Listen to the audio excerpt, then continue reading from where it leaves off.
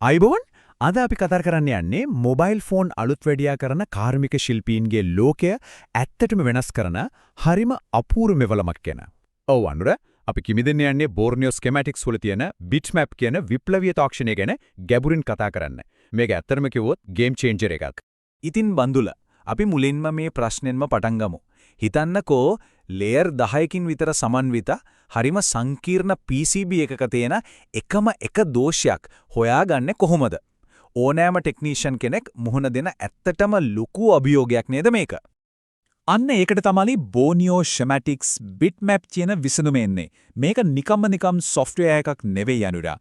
මේක ඊට වඩා ගොඩක් එහා ගිය දෙයක්. හරියට මුළු සර්කිට් බෝඩ් එකේම දෘශ්‍ය සිතියමක් වගේ. හරියටම හරි බඳුල හිතන්නකෝ අර අනුමාන කර පැය ගණන් වෙලාව අරගෙන ට්‍රේස් කරන එක වෙනුවට බිට්මැප් එකෙන් අපිට වේගවත් දෘශ්‍ය රෝග විනිශ්චයකට යන්න පුළුවන් වෙනවා. ඒ කියන්නේ අපි වැඩ කරන විදියම සම්පූර්ණයෙන්ම වෙනස් වෙනවා. හරි. එහෙනම් අපි දැන් අර මුලින්ම කතා කරපු ප්‍රශ්නෙටම යමු නේද? බලමුකෝ. Redmi 9A වගේ බෝඩ් එකක් අරගෙන බිට්මැප් එකේ ෆීචර්ස් පාවිච්චි කරලා කොහොමද මේ දෝෂක් හොයාගන්නේ කියලා. හරි ඉස්සෙල්ලම බලමු මේකේ තියෙන navigation controls. මෙන්න බලන්න fit to screen, zoom in, zoom out. දැන් මේවා සාමාන්‍ය දේවල් වගේ පෙනුනට අර සංකීර්ණ බෝඩ් එකක IC එකක් යට තියෙන පුංචි component එකක් බලන්න මේ zoom එක නැතුවම බෑ. අනිත් එක තමයි බෝඩ් එක rotate කරන්න, flip කරන්න පුළුවන්.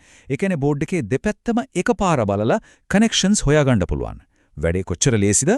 අනේක හරිම වැදගත්. මොකද සමහර වෙලාවට අර කම්පොනන්ට් එක උඩ තියෙන නම කියවගන්න බෑනේ. හැබැයි බිට්මැප් එකේ මේ සම්මත අක්ෂර තියෙන නිසා U දැක්ක ගමම අපි දන්නවා ඒක IC එකක්, C කියන්නේ කැපැසිටර්, R කියන්නේ රෙසිස්ටර්. ඉතින් අර ස්කෙමැටික් එක අතර අරන් බලන්න ඕන නෑ. මුළු බෝඩ් එකම කියවන්න පුළුවන් වගේ. සිරාවටම අර අන්ධෙක් වගේ හොයනවා වෙනුවට තත්පර ගානකින් ඕනම කම්පොනන්ට් එකක් පින් පොයින්ට් කරන්න පුරුවන්. මෙන්න බලන්න උදාහරණයක් මම සර්ච් කරනවා R2617 කියලා. බූම් අන්න එකපාරකම ඒ රෙසිස්ටර් එක තියෙන තැනට zoom වුණා. හිතන්නකෝ මේ search function එකේ තියෙන power එක. හරි. මෙන්න මේක තමයි මං හිතන්නේ මේකේ තියෙන සුපිරිම දේ. point to point connectivity කියන්නේ එකම එක point එකක් ක්ලික් කරා විතරයි මුළු බෝඩ් එකේ මේකට සම්බන්ධ හැම component එකක්ම light up වෙලා පේනවා. මේක තමයි අසල වැඩේ. හම්මෝ අනුර බලන්න මම එක point එකක් ක්ලික් කරා විතරයි මෙතන පෙන්නනවා 27යි කියලා. ඒ කියන්නේ එකම ලයින් එකට කම්පොනන්ට්ස් 27ක් සම්බන්ධයි. හිතන්නකෝ සාමාන්‍ය විදිහට මේ ටික හොයන්න ගියා නම් දවසක් විතරයි. මෙතනදී ඒ ඔක්කොම එක ක්ලික් එකෙන් පේනවා. වැඩේ කොච්චර ලේසිද කියලා හිතා ගන්නත් බෑ. නියමයි. හැබැයි බඳුල මම දකිනවා highlight වෙනකොට එක එක පාට පාවිච්චි වෙනවා. රතු, කහ, අලු වගේ. ඉතින් මේ දෘශ්‍ය සිතියම හරියටම කියව ගන්න නම් මේ color coding system එකෙන් ඇත්තටම මොකක්ද කියන්නේ කියන අපි තේරුම් ගන්න ඕනේ නේද? අනිවාර්යෙන්ම. ඒක තමයි මේක රහස. මෙන්න බලන්න මේ ටේබල් එක රතු පාට දැක්ක ගමන් අපි දන්නවා ඒක වෝල්ටේජ් ලයින් එකක්. ඒ කියන්නේ VCC/VDD වගේ පවර් දෙන ප්‍රධාන ලයින් එකක්.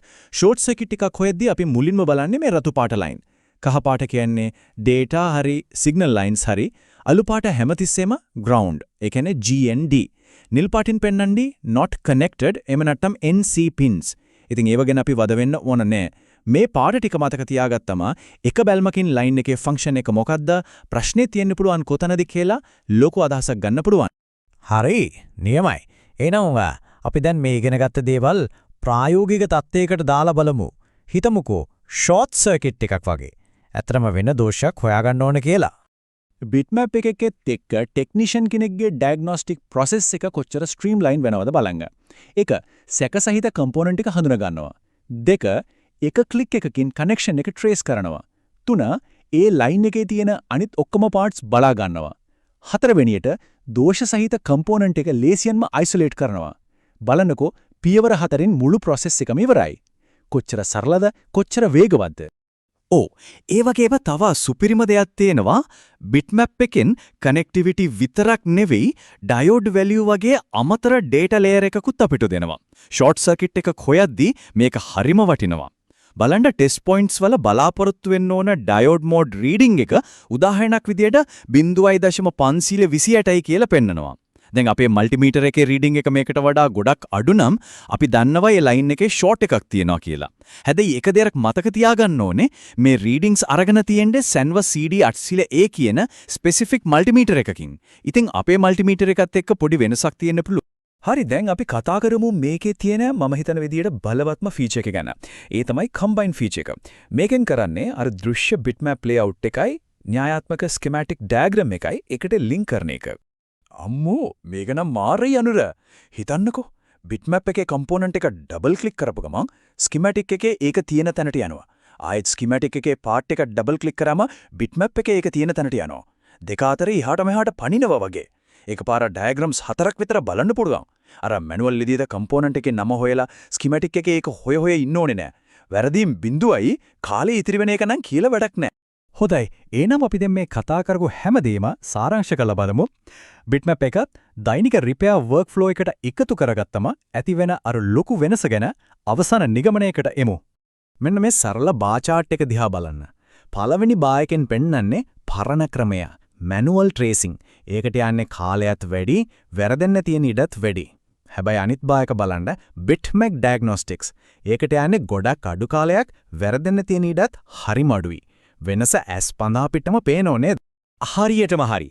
සරලවම කිව්වොත් මේකෙන් අපේ මුළු වැඩපිළිවෙලම අර හිමින් අතින් ට්‍රේස් කරන ක්‍රමයේ ඉඳලා වේගවත් නිවැරදි දෘශ්‍ය රෝග විනිශ්චයක් දක්වා සම්පූර්ණයෙන්ම වෙනස් කරනවා.